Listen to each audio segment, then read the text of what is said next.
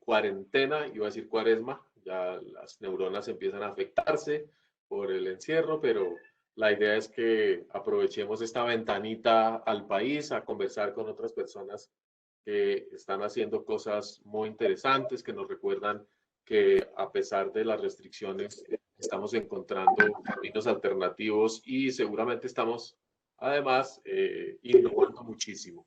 Hoy tenemos una sesión muy especial para hablar sobre el manejo de los bosques en el departamento del Meta, que es un tema que obviamente nos preocupa muchísimo. El departamento del Meta es la puerta de la Amazonia, es la conexión del centro del país con todo el suroriente, con todas las selvas del Piedemonte y hasta el río Amazonas en la frontera con el Brasil, así que es un departamento crucial. Además, es uno de los departamentos donde mayores expectativas hay puestas en términos de desarrollo agropecuario, producción de alimentos y modernización de Colombia, e incluso con un gran potencial internacional. Así que bienvenidos a esta conversación, bienvenidos nuestra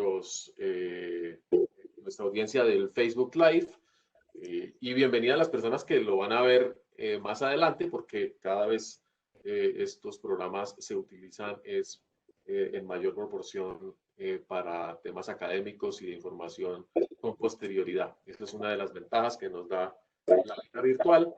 Así que en cualquier momento y en cualquier lugar donde nos estén viendo, muchas gracias. Para esta conversación hemos invitado a dos personas que conocen muy bien y de hace muchísimos años el manejo forestal en el departamento del Meta, digamos, los problemas asociados con la deforestación, pero también con el desarrollo rural de esta región del país. En primer lugar, quisiera darle la bienvenida y agradecerle a Rodrigo Botero, quien es zootecnista de la Universidad Nacional de Colombia, magíster en Desarrollo Sostenible de Sistemas Agrarios de la Universidad Javeriana, muy reconocido en temas de gobernanza ambiental, de medición y evaluación de impactos de deforestación.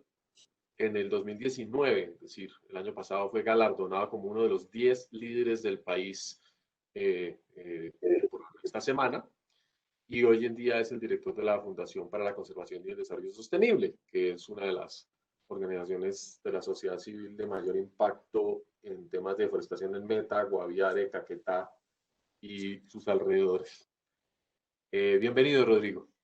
Muchísimas gracias, Brigitte. Muchísimas gracias a toda la audiencia que está, como lo señalas, en esta tarde de cuarentena, escuchándonos y dándole partes de su tiempo para poder compartir con ustedes algunas ideas que puedan servir, como decías, también, digamos, lo de expectativa para poder generar cambios apropiados en ese proceso de desarrollo territorial en el departamento del Meta. También un saludo especial a Sergio, con quien esperamos poder tener también una conversación muy fructífera la tarde de hoy. Vale, Rodrigo, muchas gracias. Y bueno, ya Rodrigo mencionó quién es nuestro otro invitado, Sergio Muñoz, secretario de Ambiente del departamento. Sergio es abogado, es especialista en gestión ambiental y en este momento cursa una maestría en recursos naturales. Está colaborando con el gobernador Zuluaga en toda la estrategia de manejo forestal, especialmente en el sur del Meta, que es donde ustedes saben está la mayor problemática. Estamos hablando de toda el área de manejo especial de la Macarena, para que nos ubiquemos un poquito en el mapa. Estamos hablando de los municipios de la MEM y algún de golpe que le resuene en la memoria el municipio de Mapiripán, por ejemplo, que es el que queda sobre el río Guaviare en la frontera entre el departamento del Meta y el Guaviare, una región selvática con una historia muy particular de colonización, de conflicto armado, de narcotráfico, pero también en la búsqueda de procesos productivos que sostengan a una población migrante de colonos de hace 50, 60 años que se ha venido estableciendo y se ha consolidado en esta zona, con economías lícitas también, con unas capacidades organizativas importantes y que configuran un poco lo que llamamos el socioecosistema de la región. Primero que todo, obviamente, quiero preguntarles a los dos cómo se encuentran en estos tiempos de pandemia, a qué se dedican, están en sus casas. Rodrigo, tiene una casa espectacular cerca del aeropuerto de Villavicencio. Me da mucha envidia. No sé si está ya en este momento, pero cuéntenos un poquito cómo se encuentra. Gracias, Brigitte. Pues me encuentro afortunadamente pues con toda mi familia, tratando de disponer del tiempo que anteriormente en medio de los viajes y del corre-corre no teníamos para compartir. Yo creo que eso es algo que este tiempo de la cuarentena nos ha permitido, y es volver a estar juntos, volver a estar en un nivel de intensidad importante. Eso para mí es fundamental. Y de igual manera también un poco viendo cómo se está moviendo el escenario, pues particularmente en Latinoamérica, que es en donde tenemos, digamos, más fuentes de información con respecto a lo que está sucediendo en los bosques tropicales, ¿no? Eh, Se reciben muchas noticias, los movimientos sociales y los movimientos también académicos alrededor de los temas grandes de infraestructura, de los temas de agricultura, los temas mismos climáticos. Hoy por hoy las noticias que llegan día por día empiezan a mostrarnos cómo lo que está pasando en Colombia no es una cosa aislada, ¿no? Hay toda una conexión muy importante. Y yo creo que es bueno, digámoslo también, que este tiempo nos sirva para estar atentos a eso. Entonces me gusta, como dices tú, Brigitte, me gusta mucho pensando en ambientes tan especiales como lo que hay en la Reserva Forestal de Vanguardia, o lo que hay aquí la Reserva Forestal en la Sabana de Bogotá también. Pensar todos los días cómo es este tema de la conexión planetaria, así de sencillo. Un día recibimos noticias de cómo se está volviendo a incrementar el tema de los incendios en el Brasil, y vemos cómo efectivamente eso hoy tiene una repercusión en nuestras áreas. Un día llega el polvo del Sahara y nos damos cuenta que también está viniendo el friaje del Polo Sur en el mismo momento y conectándose en esta región. Creo que es una oportunidad importante para sentirnos parte de este planeta, y bueno, eso es básicamente lo que pasamos este tiempo ahora. Sí, no hay falta de adrenalina, aunque estemos Así es, exacto. encerrados. Exactamente. Secretario, ¿cómo le ha ido a usted en esta época de pandemia? Bueno, Brigitte, gracias por la invitación y a toda la comunidad académica que hoy está aquí viéndonos y escuchándonos, y a los que nos verán con posterioridad. Muy bien, nosotros aquí en el Meta trabajando fuertemente, estamos pues desde el gobierno departamental, estamos en campo, estamos visitando comunidades. Nosotros digamos que sí tenemos que estar desarrollando nuestras funciones, porque eso le da algo de acompañamiento a las necesidades de la gente, ¿sí? Y pues en materia ambiental nosotros no hemos tenido unos días muy tranquilos, y ya lo sabemos, las noticias. De hecho, Rodrigo ha estado muy al tanto de la información en estos focos de deforestación. Mientras nosotros o algunos descansan y pasan la cuarentena, otros digamos que se cuidan, otros están allí en el sur del departamento causándonos algunos estragos considerables en nuestros bosques y bueno, y en nuestros ecosistemas.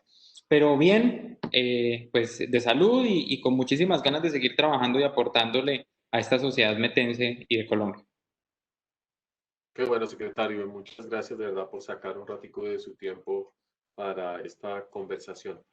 Hoy por casualidad estuve en otro webinar, nos la pasamos de uno a otro, con la alta consejera para la recuperación económica, la consejera Nancy Patricia Gutiérrez, el ministro de Ambiente y el doctor Manuel Rodríguez Becerra, junto con el director Álvaro de la Fundación Siglo XXI, o Colombia Siglo XXI, perdón si me equivoco, hablando de las políticas forestales y del estado actual de la economía forestal en Colombia.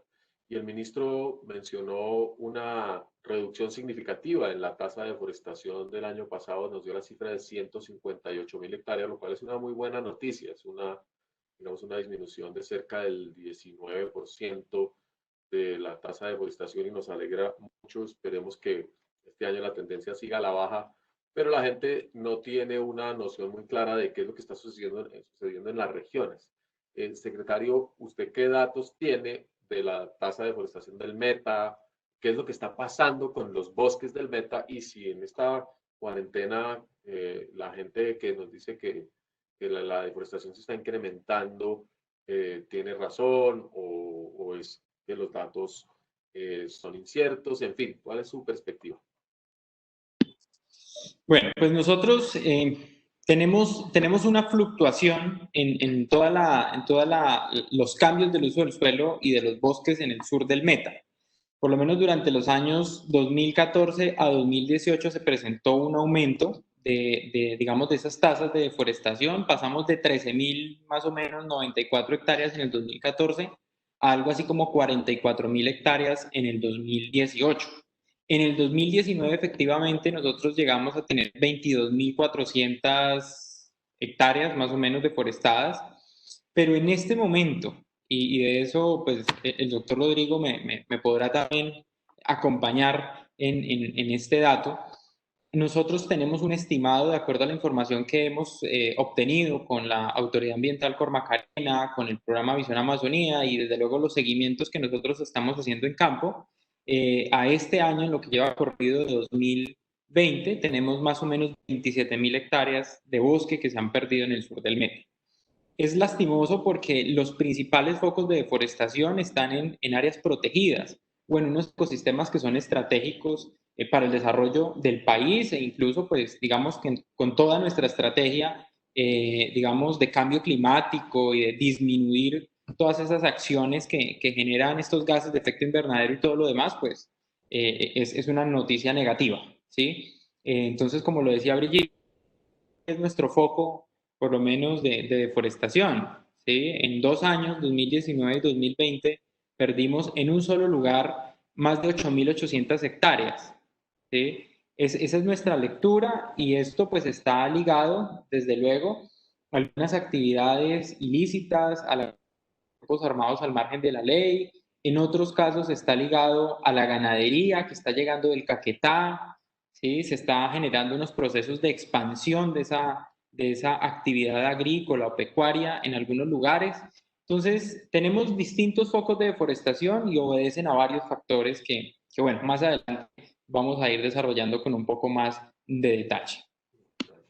Sí, bueno, y de lo que hay que alegrarse indudablemente es de que estamos en capacidad de reconocer que hay una situación crítica, que tenemos problemas, que tenemos también mejor información de la que teníamos hace unos años y tenemos una comprensión del fenómeno cada vez más detallada, obviamente con las limitaciones que el secretario menciona en términos de control. Cuando uno tiene un escenario tan complejo, pues claramente se dificultan las cosas. Y entiendo por las noticias que incluso el señor gobernador ha recibido amenazas por sus políticas de control de la deforestación. Hay demasiados intereses en el narcotráfico, demasiados intereses en otras fuerzas ilícitas para que no haya recuperación de la gobernabilidad en estas áreas. Me gustaría en ese sentido, tanto en el de las cifras, el del monitoreo y el del análisis de la situación, que Rodrigo nos contara su perspectiva. Pues, como tú decías al principio, este es un diálogo para ver las cosas con algo de esperanza. Entonces, en ese sentido, yo debo reseñar varias cosas. La primera de ellas es, en positivo, tenemos sí efectivamente unos sistemas de monitoreo más detallados, eso es importantísimo.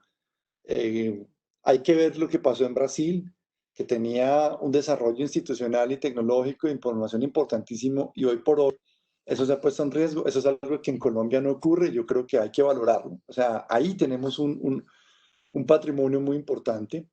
Lo segundo, tenemos también identificado lo que está sucediendo, digámoslo, en la región del Meta, del sur del Meta, norte del Caquetá. Yo creo que también ahí es importante señalar algo y es, como lo decía el ministro en tu reunión esta mañana, claro, la cifra nacional es muy estimulante, hay una disminución de las hectáreas de fresas generales, pero hay sitios en Colombia en donde está concentrada la deforestación y está creciendo. Uno de ellos es este. Comparativamente, para que quienes nos están escuchando, comparativamente en lo que se llamaría la densidad de deforestación, ¿sí? La concentración de la deforestación, que es deforestación por unidad de área, este es uno de los sitios de toda la cuenca amazónica en donde está más concentrada la deforestación, comparativamente con Bolivia, con Brasil, con el Perú, con toda la región amazónica. Estos datos exactamente nos dicen claramente, por ejemplo, salen del programa de monitoreo de la Amazonia Andina, del MAP, ¿sí? Que utiliza también los mismos datos del Global Forest Watch. Nos están mostrando, ojo, porque aquí en Colombia está pasando algo, y es en los últimos, claro, 4 o 5 años, en donde hay un consecutivo, ¿sí? De la presencia de este tipo de deforestación, ¿cierto? Está focalizada en el área, en su magnitud y en su forma de expresión. Cuando digo en su forma de expresión, es al contrario de ese proceso de colonización del que tú hablabas hace un rato, Brigitte, ¿cierto? De la antigua colonización campesina que llegó a este territorio y que se ha asentado. Hoy por hoy yo siento que hay un nuevo y diferente proceso de colonización, ¿cierto? Ha habido una ampliación de la frontera ganadera enorme. El tema, ahorita miramos los datos de ganadería, sí que son preocupantes, ¿cierto? Seguimos hablando de que en el sur del Meta, parte del norte del Caquetá, del Guaguare, aumentamos en casi 700.000 cabezas de ganado en los últimos 5 años, nuevas cabezas de ganado a lo que ya existía, ¿cierto?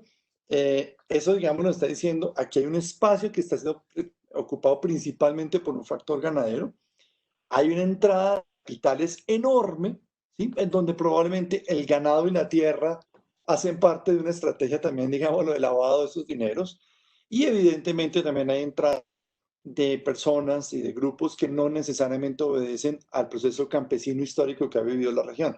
Que eso se cruza con el tema también de diferentes tipos de grupos. No quiero decir que solamente hago referencia a las fracciones de la disidencia de las FARC, porque hay otros grupos también armados que hacen presencia en el territorio y que también están jugando en el tema de la deforestación. Entonces, digámoslo, es un escenario muy complejo.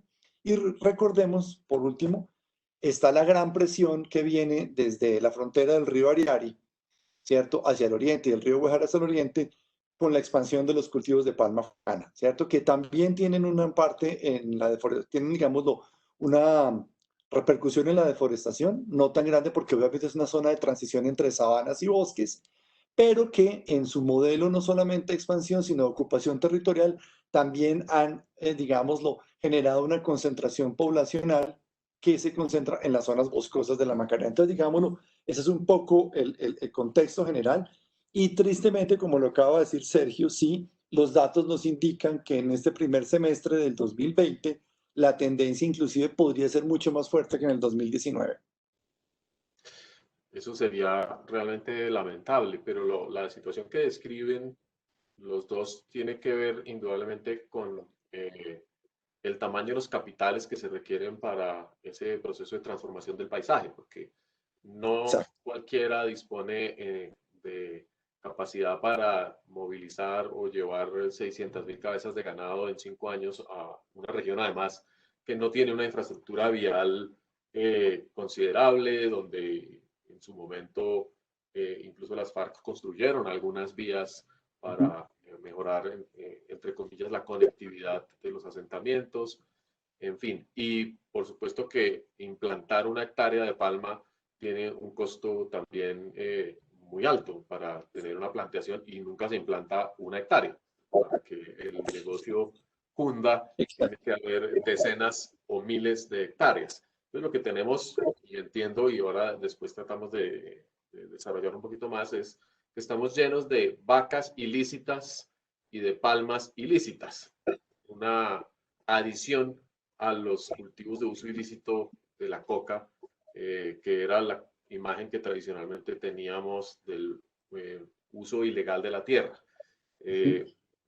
Eso sería interesante saber si lo estamos entendiendo así, porque en el país no es, digamos, no ha hecho carrera todavía esa noción de que tenemos agricultura ilegal y no solamente agricultura agroindustrial o agricultura campesina, sino hay un rubro creciente de agricultura ilegal que junto con la minería ilegal son una amenaza tremenda para la sostenibilidad ambiental. Pero como bien dice Rodrigo, queremos hablar en positivo y el objeto de esto aquí en la EAN es revisar un poco hasta qué punto uno pudiese redireccionar estos esfuerzos, digamos, de inversión, los legales obviamente, para construir economías sostenibles. ¿Cómo y qué clase de emprendimientos se pueden desarrollar para que las personas no tengan el incentivo, por lo menos no tengan tanto incentivo a derribar la selva y afiliarse con estos procesos de ilegalidad, sino que puedan tener un tiempo para aplanar la curva, ¿no? Igual que con la COVID, digamos, que en algún momento llegará el Estado con toda su capacidad y podrá asumir el manejo sostenible de unas selvas con equidad y participación comunitaria. Por ejemplo, entiendo que recientemente el gobierno del Meta lanzó una estrategia para promover el pago por servicios ambientales y la reconversión de proyectos productivos. Quisiera preguntarle a Sergio un poco que nos cuente en qué consiste esa estrategia y cómo va. Bueno, Brigitte, yo retomo algo y lo mismo, hablando y pensando en positivo, hoy tenemos tal vez un panorama no muy bueno en el sur del mes. Vamos a trabajar y lo vamos a hacer en muy corto tiempo en tener un muy buen panorama. Adicional a lo que decía y mencionaba, pues, en Rodrigo, del tema, digamos, de la palma, de la ganadería, pues nosotros tenemos allí una serie de situaciones adicionales que son tradicionales en la zona y son los cultivos de uso ilícito, ¿sí?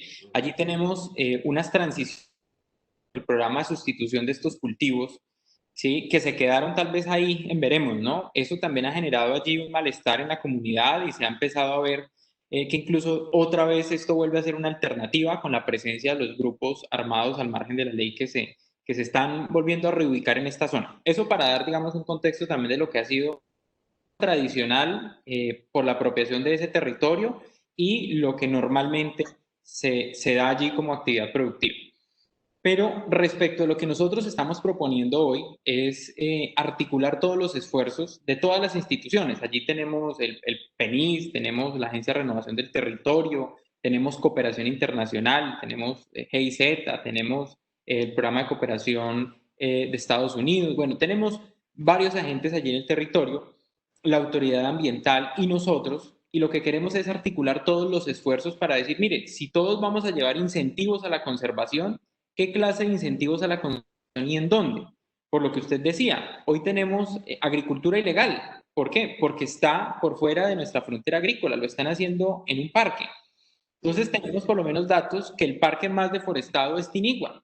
Tinigua en 8 años perdió 34.000 hectáreas. Si nosotros vemos desde que se creó el parque a hoy, ha perdido el 20%. Entonces es una cifra escandalosa y allí encontramos ganadería, cultivos de uso ilícito, agricultura. Entonces digamos que tenemos que empezar a dividirnos con los recursos que tenemos, las zonas en las que vamos a empezar a trabajar de manera concreta y decidida, en esos parques, digamos, que está hoy trabajando con nosotros, y vamos a empezar a desarrollar una serie de incentivos a la conservación, unos pagos por servicios ambientales y otra estrategia también que es la apicultura. Sí, nosotros, el gobernador ha venido diciéndolo, necesitamos parques con campesinos. Nosotros no comprendemos un modelo diferente. Estos territorios siempre han tenido personas, como ustedes lo decían, diferentes modelos de colonización. ¿Sí? Rodrigo lo decía, ahora tenemos otro modelo de colonización que atiende y que responde a otros factores actuales, pero antes, 50, 60 años atrás, esas estaban allí y hoy nosotros no podemos sacarlas de este lugar. ¿Qué tenemos que hacer? Llevarles alternativas. Entonces, cosas tan sencillas como una estufa que ellos sencillamente que tienen que ir a tomar los árboles y traer para hacer su comida y todo lo demás. Entonces, empezando por una estufa de coeficiente, ese puede ser un gran propósito para iniciar estos procesos de cambio y de brindarles mejores condiciones de vida. Adicional a eso, les mencionaba el tema de la apicultura. La apicultura es una actividad económica compatible con el uso del suelo en estas zonas. Si nosotros seguramente desarrollamos un proyecto como este en zonas protegidas, todo lo demás, pues va a tener un valor agregado y vamos a poder darle a estas comunidades la posibilidad de incorporarse a una línea productiva del departamento y que no tengan que depender de un incentivo perverso, que tal vez cuando se acabe el programa de un gobierno, pues se queden sin la posibilidad, digamos, de dejar de talar por recibir ese ingreso y otros van a retornar a esas actividades. Tenemos que quitarles a estas personas a los grupos delincuenciales y a las actividades delictivas y a las actividades prohibidas allí. Y para eso, los incentivos a la conservación y las reconversiones productivas son una estrategia muy adecuada en estos territorios. Y desde luego, la articulación de todas las instituciones. Si todos nos articulamos, vamos a lograr un buen resultado. Esa es como un poco la conclusión y lo que estamos haciendo hoy en el territorio, de sumar todos los esfuerzos en esa estrategia que usted mencionaba, Brigitte, la estrategia de lucha contra la deforestación y la Alianza Sur del Meta. Muy interesante que mencione, digamos, los sistemas de incentivos, cómo pueden atraer prácticas más sostenibles, convivencia con la selva y generar y estabilizar y generar bienestar a las comunidades campesinas que han estado ahí durante tanto tiempo. En Colombia tenemos parques con comunidades negras, no hay conflicto. Tenemos parques con indígenas, no hay conflicto. Tenemos planes de manejo concertados, tenemos muchas figuras en las cuales son los habitantes locales los que asumen unos compromisos y una forma de trabajar con el Estado de mutua conveniencia. En un Estado que tiene tantas debilidades, eso es una ganancia.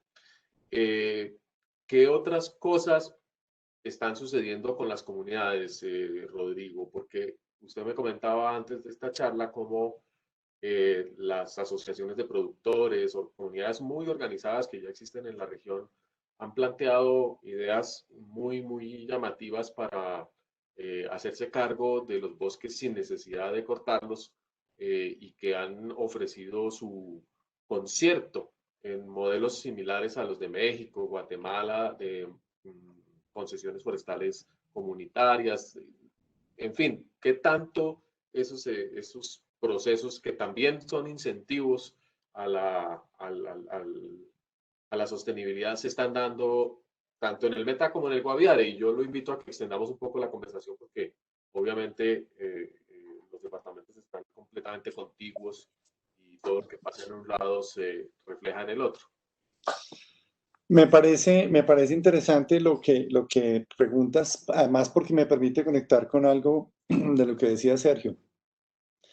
No puedo dejar digamos, lo de contar parte de historia patria, con lo que viví hace unos 12 años, allí, exactamente en el área de manejo especial de la Macarena, Sergio. En esa época yo era funcionario de parques nacionales e hicimos algo que curiosamente no se ha podido repetir y fue un ejercicio exitoso. Nosotros trabajamos con varias de las asociaciones campesinas del área de manejo especial de la Macarena y logramos avanzar en el proceso de sustitución voluntaria y de erradicación de coca más grande que ha tenido esa región del país. Hicimos más de 2.200 hectáreas de erradicación voluntaria. Lo hicimos de una manera diferente a la que tenía, digamos, el Programa Nacional del Gobierno de ese entonces. Lo hicimos con tractores, lo hicimos con los tractores además de la comunidad, ¿sí? Cada vez cuando pasábamos los tractores sembrábamos comida, ¿sí? Hubo gente que llevaba más de una década comiendo comida importada para la región, digamos lo que venía de cualquier otra zona, empaquetada, y que pagaba con base de coca. Yo tengo todas las fotografías de campesinos llorando el día que volvieron a comer algo que ellos sembraron. Eso, digámoslo, me parece que es importante señalarlo porque ¿cuál es el mensaje que quiero decir? Mire, estrategias de erradicación voluntaria hubo. ¿Cuál fue el punto político que logró esa mediación? Avanzar en un proceso de titulación de tierras. Propusimos la zona de reserva campesina del Ariari Huejar Cafre. Fueron 50.000 hectáreas formalizadas.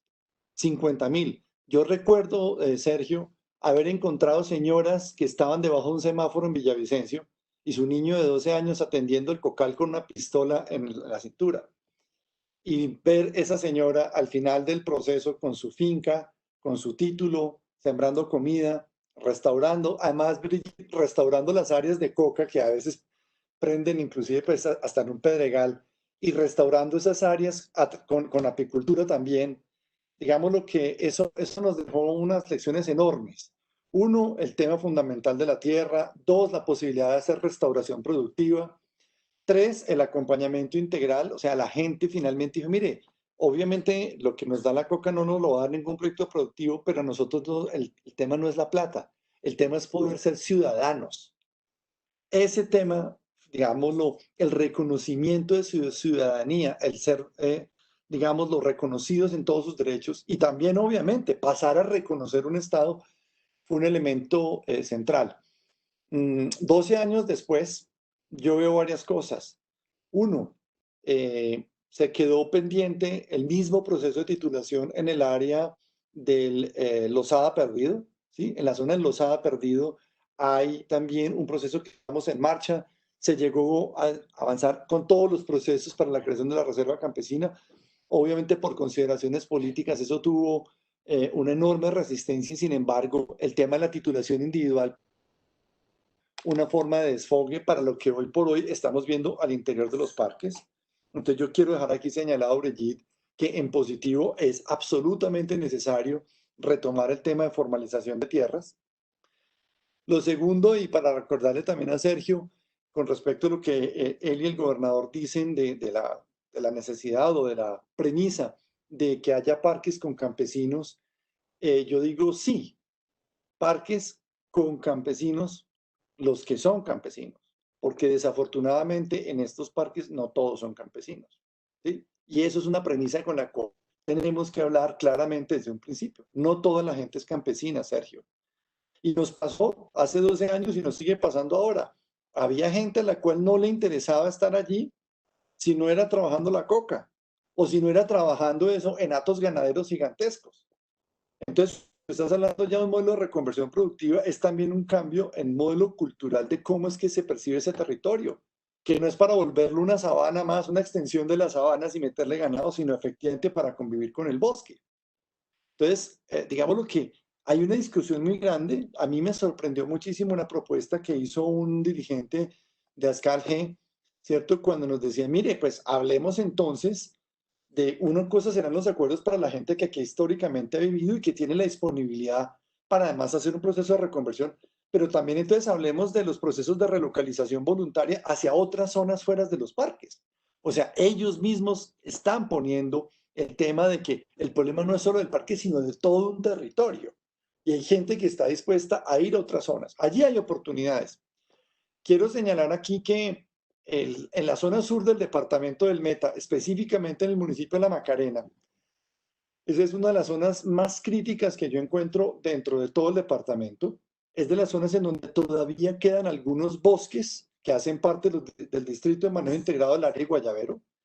Son bosques que hacen parte de las zonas, tierras baldías de la nación y que hoy por hoy podrían perfectamente hacer parte de los contratos de uso que la Agencia Nacional de Tierras tiene hoy por hoy, ya un modelo jurídico para avanzar en este proceso.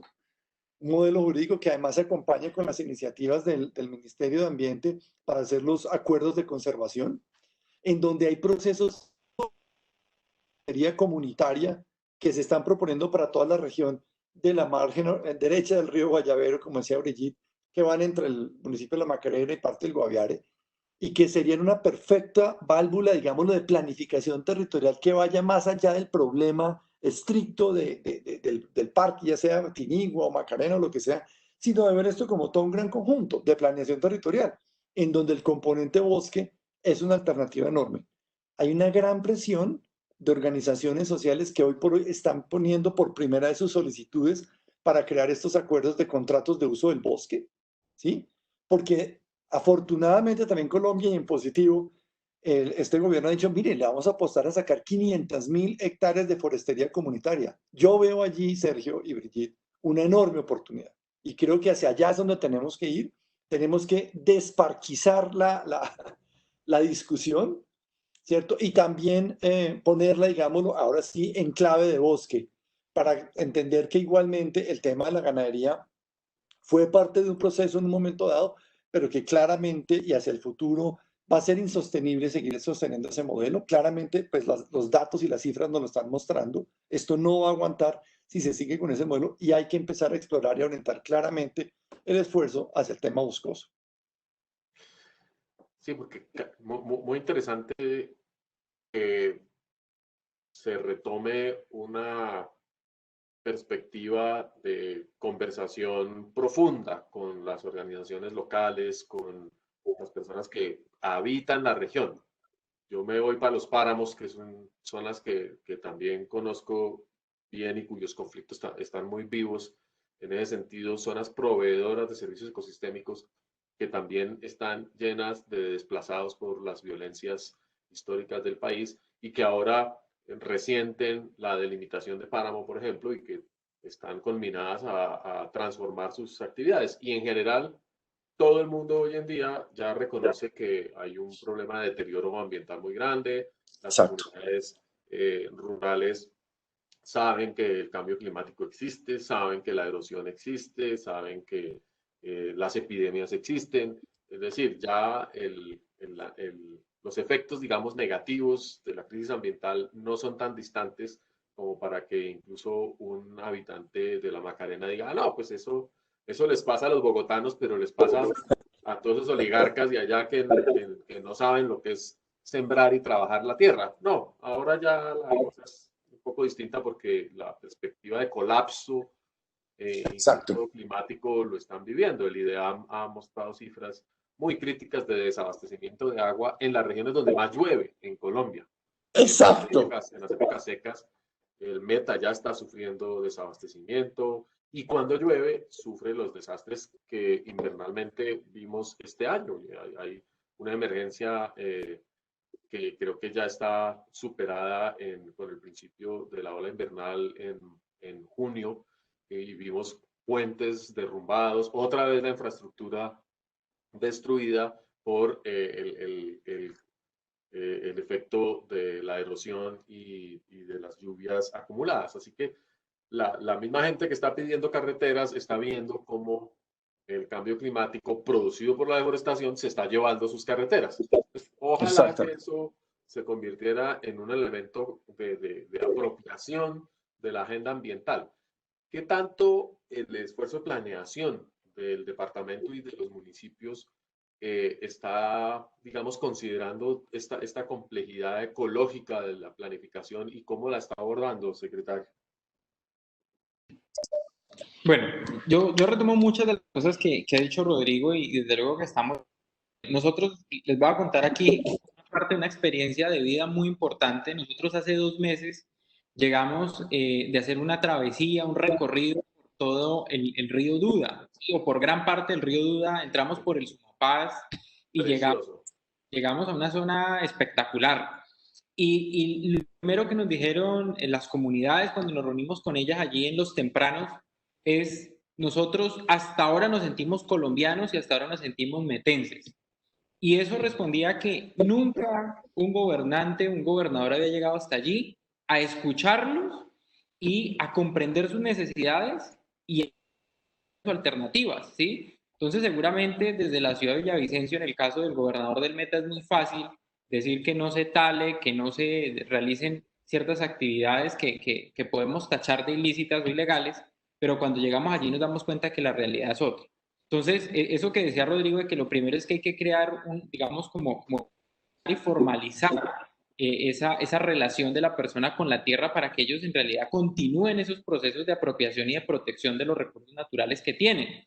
Entonces uno en esa zona, siguiendo el ejemplo, se daba cuenta que hasta hace muy poco ellos vivieron de los grupos armados al margen de la ley, que les compraban el cultivo de frijol, que le compraban el queso, la leche, la carne, pero hoy se quedaron sin ellos y seguramente vuelven, pues vuelven y les venden a ellos y se fortalece un corredor nuevamente. Nosotros allí, ¿qué es lo que estamos haciendo? Hombre, una vez escuchamos a estas personas, empezamos a darles unas soluciones, unas alternativas. Y ahí entonces articulamos todo esto que veníamos, por lo menos de los programas del sur del Meta, con los programas de desarrollo con enfoque territorial, los planes de desarrollo de los municipios, el plan de desarrollo departamental, desde luego también con el plan de desarrollo nacional.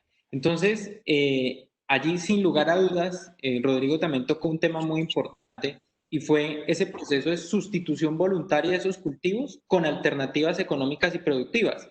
La experiencia apícola que hablábamos en una oportunidad, Rodrigo, creo que es la más exitosa que hemos tenido en el departamento y hoy demuestra que esa alternativa económica y productiva le permite a estas personas volver a esas actividades, digamos, de riesgo o ilícita. Entonces, es lo importante de cómo nosotros en esa comprensión y en ese diálogo permanente, estos pobladores tradicionales, estas personas que han estado allí durante muchos años, no los colonos que llegaron ahorita tal vez por la ganadería o los que llegaron ahorita tal vez con algunas otras y malas intenciones, sino los que tradicionalmente han estado allí, que comprenden el valor del bosque y que se han aferrado a esta tierra porque la quieren, porque la aman, porque en realidad uno se da cuenta que quieren verdaderamente cuidar sus áreas y que nosotros les ayudemos a dar algunas soluciones que en un gobierno organizado, estructurado, es fácil brindar esas alternativas. Y sobre todo con un gobierno de uno de los departamentos más ricos del país, digamos, con mayor perspectiva de crecimiento, de aportes a la economía nacional. El Meta es impresionante, es realmente un territorio en el que cualquier persona envidiaría vivir, incluida yo que estoy a punto de buscar sitios para mi jubilación. Quisiera preguntarle a Rodrigo qué cara tiene la forestería comunitaria, porque tal vez muchas de las personas que nos ven pues han oído el término, pero qué es y cómo se le agrega valor al bosque, que es algo que el secretario mencionó. Hay que valorar el bosque, pero si el bosque no tiene ningún valor, pues no hay ningún emprendimiento que sea justificable, no hay banco que le preste a uno para desarrollar un producto, en fin, ¿qué es la forestería comunitaria? Bueno, para, para decirles que el primer paradigma con el que nos encontramos que había que cambiar es que el bosque, en el mejor de los casos, cuando no se veía como un estorbo para tener un potrero, la escuela que teníamos aquí en Colombia en el tema forestal nos indicaba que el bosque era madera, madera cubicada. Entonces, todo era buscar qué tipo de especies valiosas había, ¿cierto? Maderas duras, y entonces ubicar eso y dependiendo de esa valoración, se decía si un bosque valía o no la pena. Hoy por hoy, afortunadamente, ese paradigma ha ido cambiando y cada vez más lo que encontramos es la utilización integral de valores del bosque que van, obviamente, incluyendo los temas de las maderas, pero también incluyendo los temas que no son maderas. En el tema de las no maderas, pues hay una cantidad de productos gigantescos, ¿no? Entonces ahí aparecen los aceites, las resinas, las fibras, los aromáticas, los medicinales, toda una cantidad de productos que surgen dentro del bosque, ¿sí? Que además no son solamente, digámoslo, pegados al árbol como tal. Aquí estamos hablando entonces de que las parásitas, las epífitas, las micorrizas, todo lo que se encuentra dentro del bosque, sus exudados, es posible utilizarlo y es posible valorarlo. La Escuela Mundial en el tema de la forestería, muy bien desarrollada en Centroamérica, incorporó que no solamente se hacían estos usos, digamos, los combinados de cada uno de estos productos o líneas que estoy mencionando, sino, por ejemplo, que también incluían otros aspectos en los cuales, digámoslo, el bosque permite el desarrollo de una actividad, como por ejemplo el tema del turismo, ¿cierto? Entonces, en el tema del turismo, que se desarrolla bajo los bosques, ¿sí? Hace parte de una estrategia de forestería. Digámoslo que la gente no va a venir, muy seguramente, puede que haya algunos, pero la mayoría de los que quieren hacer turismo ecológico no van a venir a caminar en un potrero de braquiaria. Van a estar queriendo caminar en un bosque, ¿cierto? Con diferente tipo de especies, con diferente tipo de paisajes, en donde el relieve sea diferente, y eso hace parte, digámoslo, de la estrategia. Hay sitios en donde hay el componente de turismo especializado, ya sea el tema de aviturismo, ya sea, por ejemplo, el tema de senderismo, ya sea el tema, por ejemplo, de turismo arqueológico. Digamos, lo que quiero señalar aquí es, fíjense cómo cada uno de estos elementos o líneas productivas está integrado con un concepto central, y es el mantenimiento del bosque como el elemento configurador, estructurante de todos los diferentes usos que hay alrededor de este tipo de paisaje. ¿Cuándo se convierte esto en una estrategia comunitaria? Porque no es forestería per se, sino forestería comunitaria. Es cuando la alianza, la unión entre diferentes miembros, vecinos de una comunidad, de una vereda, de una región, empiezan a hacer un diseño de paisaje que junta sus diferentes remanentes boscosos, ¿cierto?, en una visión general de paisaje que uno protege y utiliza lo que tienen hoy por hoy en esos bosques con todas estas líneas que estamos hablando aquí, tanto maderables como no maderables. Pero adicionalmente, y encontrando dónde están las mayores potencialidades, por un lado comerciales, pero por el otro lado las potencialidades del ecosistema y por el otro lado las capacidades sociales y culturales para identificarse con una especie o un grupo de especies, entonces se empiezan a hacer procesos de enriquecimiento en el bosque, que es lo que preguntaba ahorita Brigitte, lo que estamos viviendo en algunas zonas en el sur del departamento del Meta, específicamente en la zona del Yarí, en donde hay una comunidad indígena con la cual estamos curiosamente empezando a trabajar en una de las zonas más críticas por la deforestación, importantes por la conectividad, como es el resguardo Yaguará en las sabanas de la Tunia, o lo que vivimos hoy en la margen derecha del Guaviare, sobre la zona del norte del Guaviare.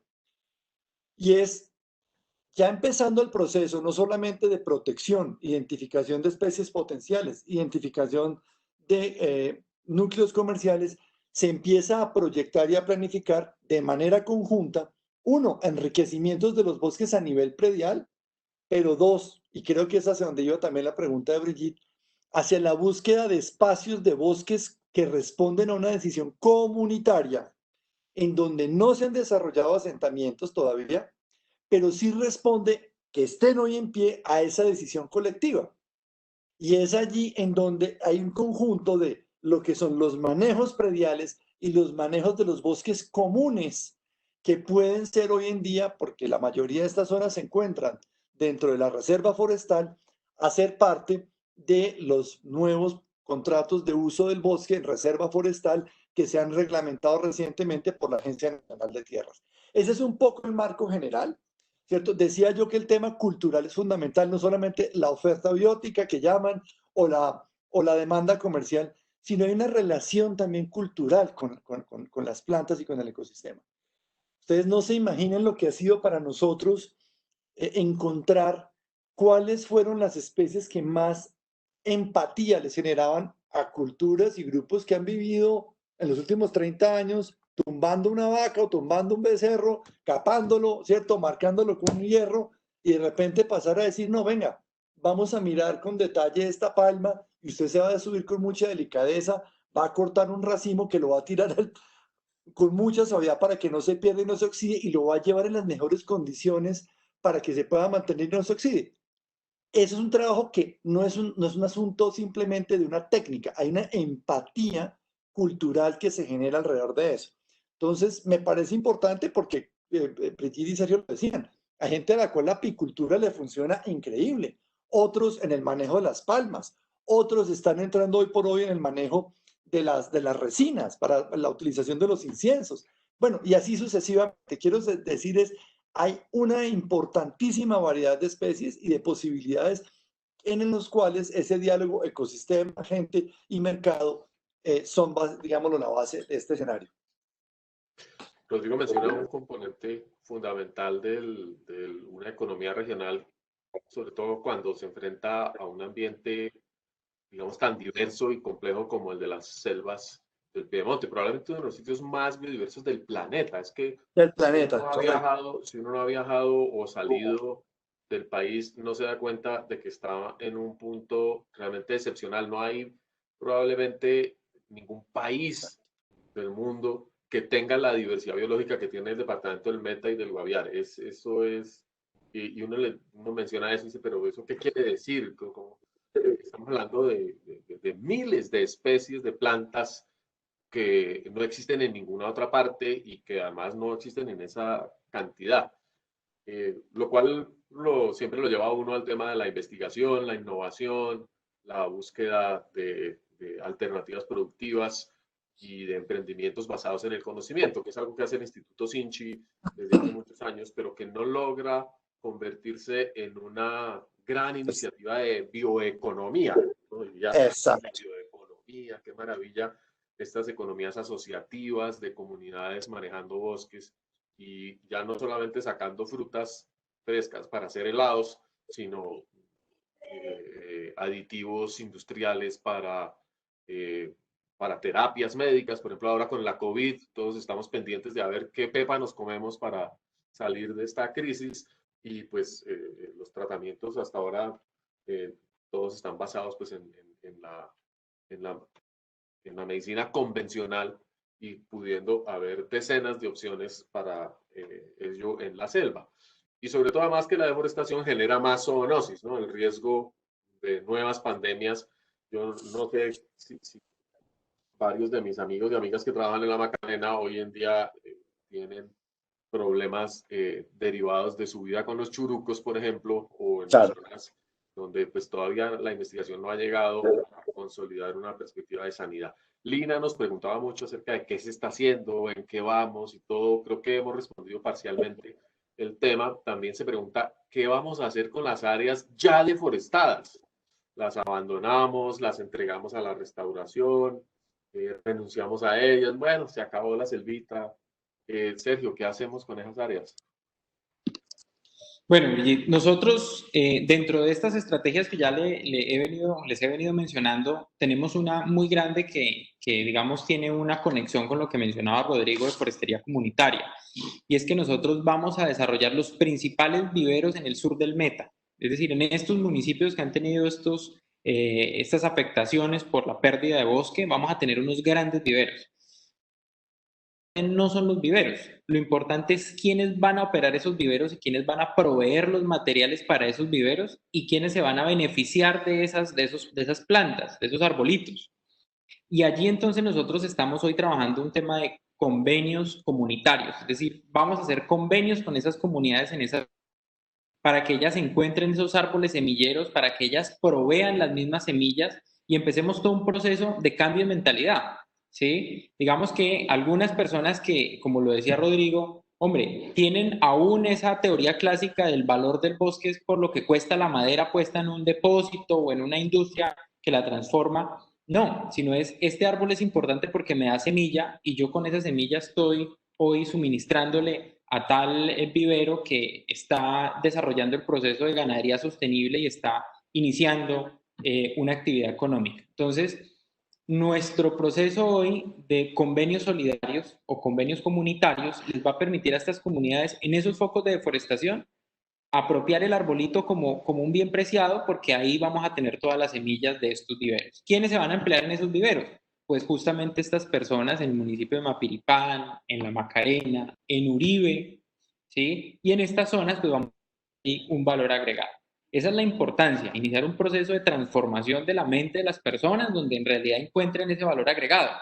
Yo creo que eso que mencionaba Rodrigo y que mencionaba usted, Brigitte, del valor que tienen estos bosques, estos recursos naturales, hoy tal vez no los conocemos y seguramente están las investigaciones, está el conocimiento, pero hace falta, digamos, como dar las condiciones para que empiece ya un proceso más avanzado de esa bioeconomía o de esos negocios verdes, de ese crecimiento verde relacionado con estos recursos, con resinas, con frutos, con otros recursos sin necesidad de talar el árbol en pie.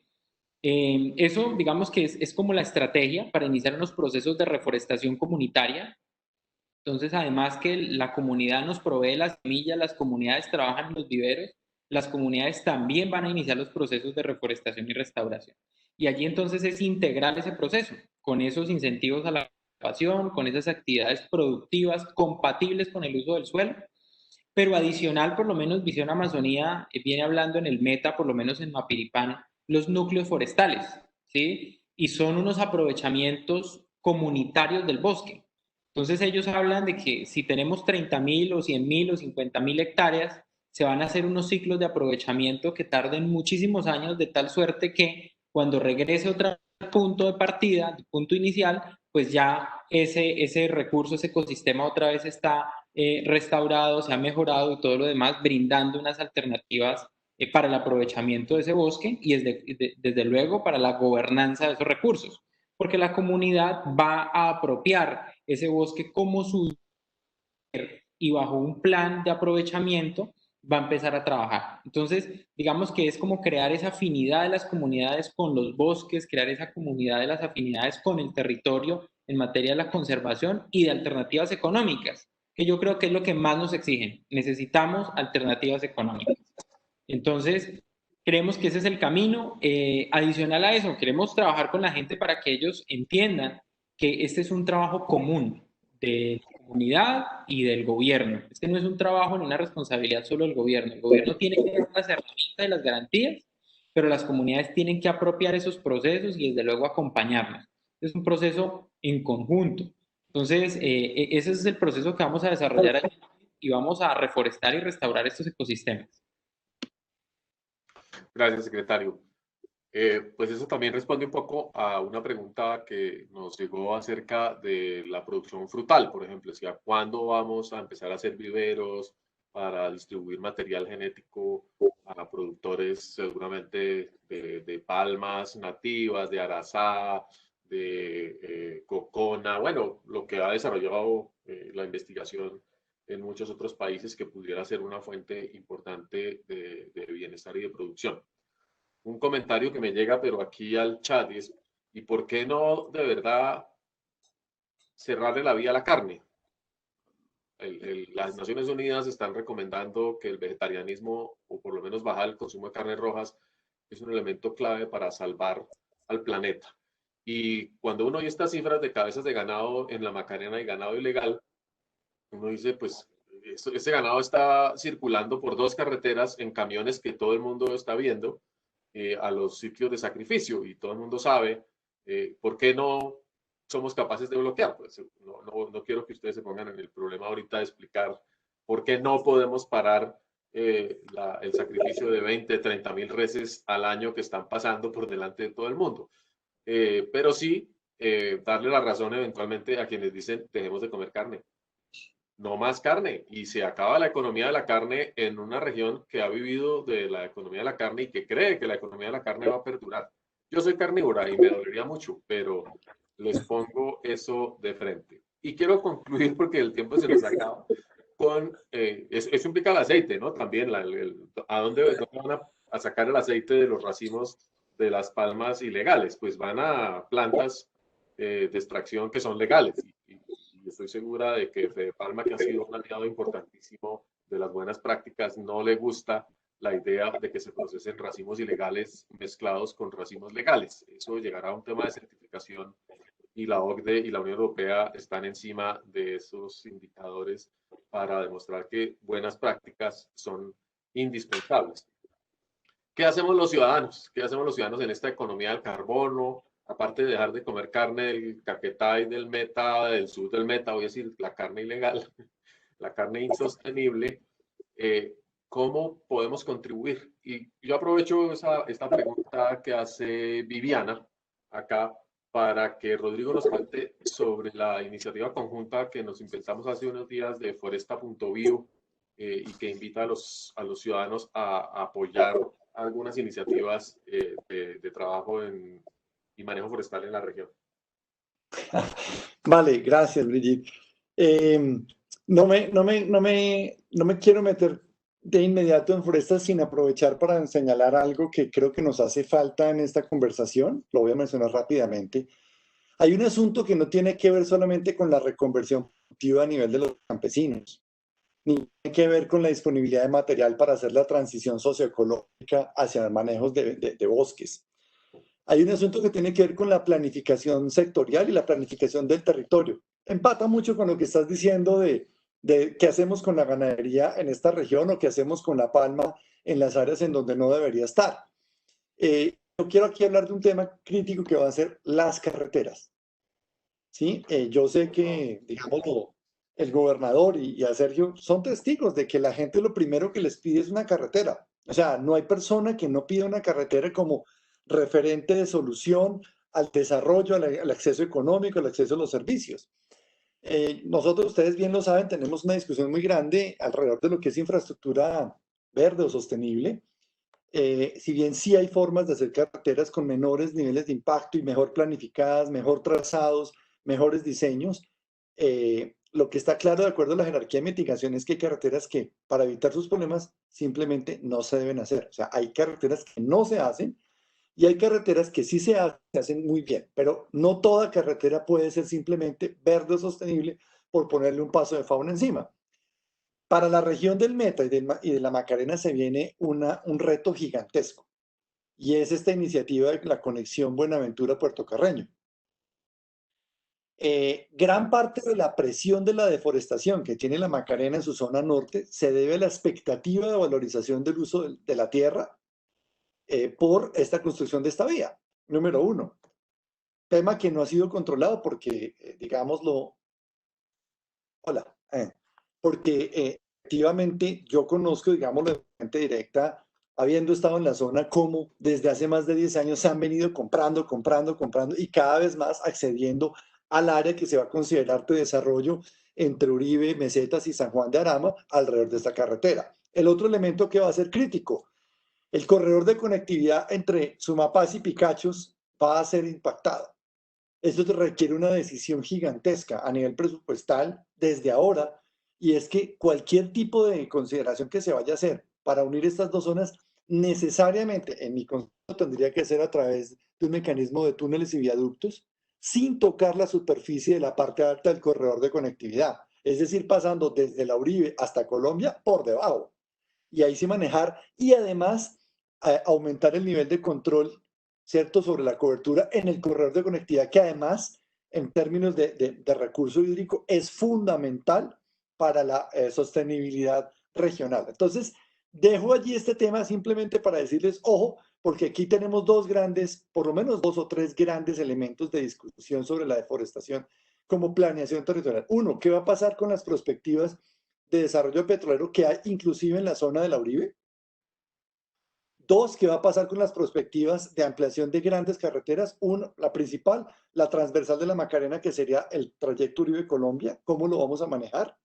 ¿Cierto? Y tres, si vamos a poder entonces, porque en el diagnóstico ambiental de alternativas, Uribe-Colombia me quitaría por completo la necesidad y la discusión de seguir hablando de la marginal de la selva entre San José y Macarena. Y la puedo manejar con vías terciarias para soluciones locales y no hablar más de una carretera de orden nacional.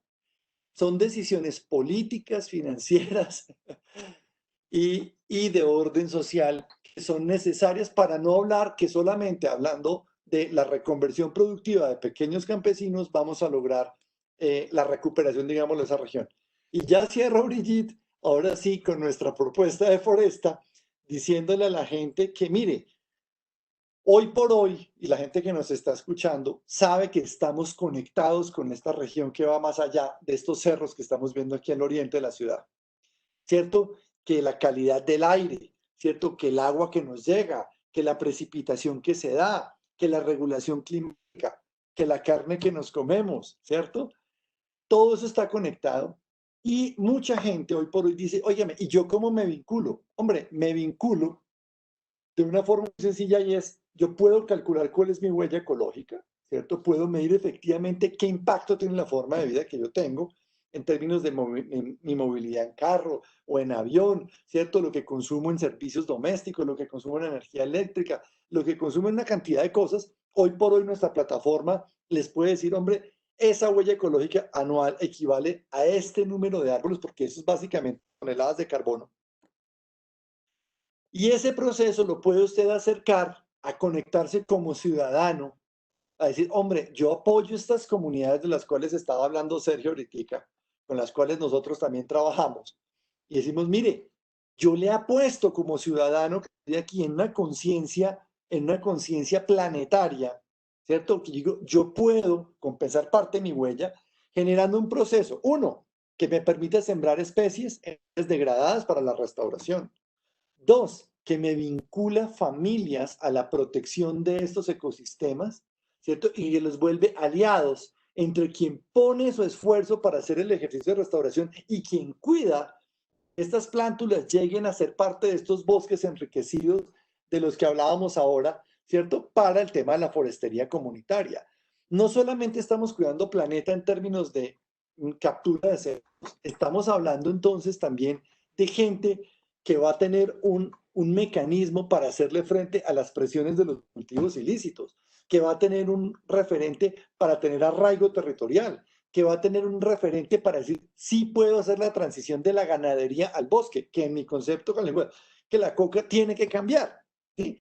Entonces, fíjense cómo hoy por hoy cualquier ciudadano tiene la posibilidad a través de una plataforma de estas de acercarse, de ver cuál es su huella, de invertir en compensar esa huella, de tener una relación con una familia campesina y de una organización que está cuidando al otro lado de este país esos bosques, los bosques más sensibles, más delicados, que nos están uniendo la Amazonia, la Orinoquia y los Andes, y que hoy por hoy requieren del acompañamiento y de sentirse en conexión con este país urbano, al que tan pocas veces le ha importado mucho qué es lo que pasa alrededor de esta zona, sino simplemente quejarnos muchas veces de cómo se está quemando la selva con gran horror y seguir aquí montados en un transporte que no hace sino en generar más CO2 a la atmósfera. Entonces, digámoslo, es una forma importante de generar esa conexión. Gracias, Brigitte. Montados en la pandemia, porque Y ese es montados. el efecto de esas transformaciones y espero que la conciencia del encierro nos esté generando esa perspectiva de solidaridad regional con el Meta, nacional con el Amazonas y global con el mundo, porque no podemos esperar que sea solo la cooperación de los noruegos la que nos permita superar esta crisis. He abusado un poco de su tiempo, pero no quisiera irme sin dejar que el secretario nos deje un mensaje para todos los oceanistas y las personas que nos escuchan en nuestra plataforma de Facebook. Secretario, por favor. Bueno, pues desde luego agradecer por la invitación, invitarlos al departamento del Meta. Ustedes son una gran institución que nos pueden sumar muchísimo desde su conocimiento, desde su investigación, a mejorar las condiciones de nuestro departamento y desde luego del país. Y por último, pues decirles que nosotros también estamos ahí hablando con Rodrigo respecto de Foresta, porque creemos que es una gran iniciativa y la cual debemos promover todos, ¿no? Es la forma de que una persona en cualquier parte del país se vincule con una comunidad, con una familia y que podamos dejar nuestra huella ambiental, mejorarla, nuestra huella ecológica. Entonces, bienvenidos al Meta y aquí los vamos a esperar para trabajar de la mano. Muchas gracias, Brigitte, y a toda la académica. Sergio, Gracias. Rodrigo, correremos al Meta tan pronto nos dejen salir. Espero que esto suceda muy pronto e coincido en la invitación al departamento por parte del señor secretario porque realmente vale la pena. Es un goce. Y pasar algo a Viare, que está ahí nomás, a mirar las pinturas rupestres en la comunidad de Azo Capricho, conocer el raudal del Guayabero, por supuesto ir a Caño Cristales y volver. Una región espectacular que tiene que estar en el corazón de todos los colombianos. Desde la EAN, emprendimiento sostenible será nuestro aporte. Ojalá podamos incidir en la formación de muchas personas interesadas en hacer producción e innovación basada en la biodiversidad en la región. Gracias a nuestra audiencia que ha tenido la paciencia de regalarnos 10 minuticos más y los invito al próximo jueves a una nueva charla con la rectora. Muchas gracias y que tengan buena tarde.